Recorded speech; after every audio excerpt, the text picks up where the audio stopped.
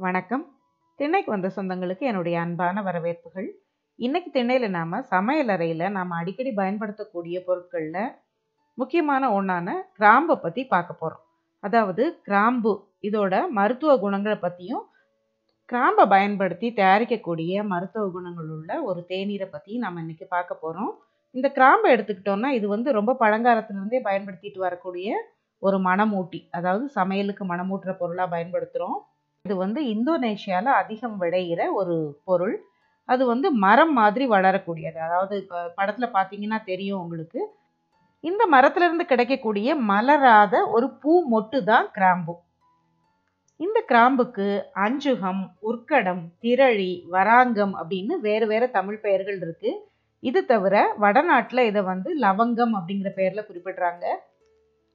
இந்த கிராம்பை எடுத்துக்கிட்டோம்னா இது பாக்டீரியாக்கள், வைரஸ்கள், பூஞ்சை காளான் இந்த மாதிரி எல்லா தொற்றுக்கள்ல இருந்தும் காப்பாற்றக்கூடிய சக்தி இந்த கிராம்புல இருக்கு அப்படின்னு சொல்றாங்க. இந்த கிராம்புல இருக்கிற யூஜினால் அப்படிங்கிற ஒரு பொருள் உணவை ஜீரணிக்க வைக்கிறதுக்கும் வலியை நீக்கிறதுக்கும் பயன்படுது. சமீப காலமா செய்திகள்ல பார்த்திருப்பீங்க, கொரோனா காரணமாக உடல்ல ஆக்சிஜன் குறைவு ஏற்படும் போது அது சரி கட்டுறதுக்கு இந்த கிராம்பை வச்சு தயாரிக்கிற குடிநீர் குடிக்கலாம் அப்படின்னு கூட செய்திகள்ல போட்டிருந்தாங்க. அது எந்த அளவுக்கு உண்மை அப்படிங்கிறது தெரியல. ஆனா ரொம்ப காலமாகவே இருமல், சளி, சைனஸ் போன்ற தொந்தரவுகளுக்கு கிராம்பையும் ஒரு மருந்து பொருளா பயன்படுத்திட்டு வந்திருக்காங்க.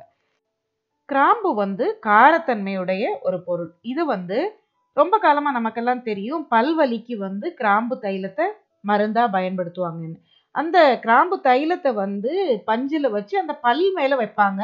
அதுவே வாயில உள்பக்கத்துல பட்டுச்சுன்னா அது பொத்து போகும். அவ்வளவு காரமா இருக்கும் அந்த கிராம்பு தைலம். இந்த கிராம்பு தைலத்தை சில துளிகள், அதாவது தேங்காய் எண்ணெயிலையோ விளக்கெண்ணெயிலையோ நல்லா கலந்துட்டு அதை தசைப்பிடிப்பு இந்த மாதிரி வலிகளை போக்குறதுக்கெல்லாம் பயன்படுத்துவாங்க. கிராம்பு ஒரு சிறிய பொருள் தான். ஆனா அதுல மொட்டு மாதிரி இருக்கிற பகுதியை நீக்கிட்டு பயன்படுத்தணும் அப்படின்னு சிலர் சொல்ல கேள்விப்பட்டிருக்கேன். அதுக்கான காரணம் என்ன அப்படின்னு உங்களுக்கு தெரியும்னா அதை நீங்க கமெண்ட்ல சொல்லுங்க. ஆஸ்துமா, அதாவது மூச்சிறைப்பு பிரச்சனை உள்ளவங்க எல்லாம் ஒரு 5ல இருந்து 6 கிராம்பை எடுத்துக்கிட்டு அதை ஒரு 1/2 கப் தண்ணீர்ல நல்லா கொதிக்க வச்சு அது பாதி அளவுக்கு வத்த விட்டு அதுல தேன் கலந்து குடிச்சிட்டு வந்தா ஆஸ்துமா பிரச்சனை, அதாவது இரவுல குடிக்கணும், படுக்கிறதுக்கு முன்னால குடிச்சா ஆஸ்துமா பிரச்சனை குறையும் அப்படின்னு சொல்லுவாங்க. இதே மாதிரி வறுத்த கிராம்பு பொடியை, அதாவது கிராம்பை வறுத்துட்டு அதை பொடி பண்ணி அதை தேன்ல கலந்து சாப்பிட்டா அஜீரணம் சரியாகும், வாந்தி நிற்கும் அப்படின்னு சொல்லுவாங்க. இது தவிர தூளாக்கின கிராம்பு பொடியை நம்ம வழக்கமா பயன்படுத்துற பற்பொடியோட சேர்த்து நம்ம பயன்படுத்தி வந்தோம்னா பல்வலி மற்றும் ஈறு பிரச்சனைகள் நீங்கும். இப்போ நமக்கு உடனடி நிவாரணத்துக்கு தான் அந்த கிராம்பு தைலத்தை துளி அளவு நனைச்சு அதை பஞ்சுல பாதிக்கப்பட்ட பல்லுல வைப்பாங்க. மற்றபடி பல்வலி வராமல் இருக்கவும், வாய் புத்துணர்ச்சியா இருக்கவும், ஈறு பிரச்சனைகள் தீர்றதுக்கும் இந்த மாதிரி தூளாக்கின கிராம்பை பயன்படுத்தலாம். ஆஸ்துமாவுக்கு கிராம்பு பலன் தரும் அப்படின்னு நம்ம பார்த்தோம். ஆஸ்துமாவை குணமாக்குறதுக்காக இந்தோனேஷியாவை சேர்ந்த ஒருத்தர் கிராம்பை வச்சு சிகரெட் தயாரிச்சிருக்காரு. அதை பத்தி இப்ப பார்க்கலாம். இந்தோனேஷியால ஜாவாவை சேர்ந்த ஒருத்தர் தனக்கு ஆஸ்துமா, மூச்சிறைப்பு, நெஞ்சுவலி இந்த மாதிரி இருக்கும்போது அதுக்கு கிராம்பு எண்ணெயை நெஞ்சில தடவுனதால நல்ல பலன் கிடைச்சிருக்கு. இதை பார்த்து அவர் என்ன பண்ணாரு அப்படின்னா, கிராம்பையும் ரப்பர் மரத்துல இருந்து வர்ற பாலையும் சேர்த்து அதை இலையில சுத்தி அதை சிகரெட் மாதிரி புகைச்சிருக்காங்க. இதனால அவங்களுக்கு அதுல இருந்து நிவாரணம், அதாவது ஆஸ்துமால இருந்து நிவாரணம் கிடைச்சது அப்படின்னு சொல்றாங்க. அவர் பண்ணதை பார்த்து அதை மாதிரியே நிறைய பேர் அதை சிகரெட் மாதிரி தயாரிச்சு இந்தோனேஷியால பயன்படுத்தி இருக்காங்க. இன்னைக்கும் கிராம்பு சிகரெட் தயாரிக்கிறதுல இந்தோனேஷியா உலகத்துல முன்னணியில் இருக்கு. கிராம்புல நிறைய மருத்துவ பலன்கள் இருக்கு அப்படின்னு நம்ம பார்த்தோம். ஆனாலும் கிராம்பை மிதமான அளவுல, ரொம்ப குறைவான அளவுல தான் பயன்படுத்தணும். ஏன்னா அது ரொம்ப காரத்தன்மை உள்ளது. அதிகமா சேர்த்தோம்னா அதனுடைய காரத்தன்மையால பாதிப்பு உண்டாகும். அதனால குறைவான அளவுல தான் சேர்க்கணும். இப்ப நாம ரொம்பவே புத்துணர்ச்சி ஊட்டக்கூடிய ஒரு கிராம்பு தேநீர் எப்படி பண்றது அப்படின்னு பார்க்கலாம்.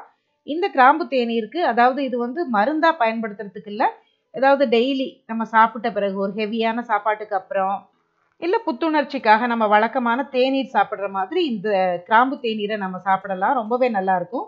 இப்ப இந்த தேநீர் தயாரிக்கிறதுக்கு நான் 2 கிராம்பு தான் எடுத்திருக்கேன். அந்த கிராம்பை நல்லா 1 2 நம்ம பொடி பண்ணிக்கிறலாம்.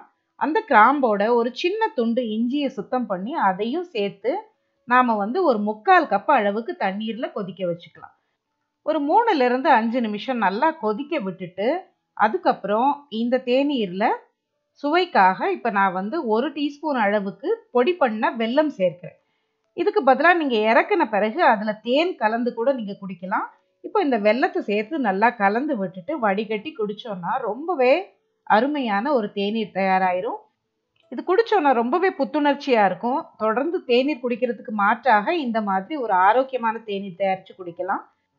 இப்ப நாம கிராம்போட மருத்துவத்தன்மைகளையும் அதனுடைய பயன்களையும் பத்தி பார்த்தோம். இந்த பதிவு உங்களுக்கு பிடிச்சிருந்தா சேனலுக்கு நீங்க புதுசா வந்திருந்தீங்கன்னா மறக்காம சேனலை சப்ஸ்கிரைப் பண்ணிக்கோங்க. இந்த பதிவை பத்தின உங்களுடைய கருத்துக்களை மறக்காம கமெண்ட்ல சொல்லுங்க. அடுத்த பதிவுல சந்திக்கலாம். நன்றி.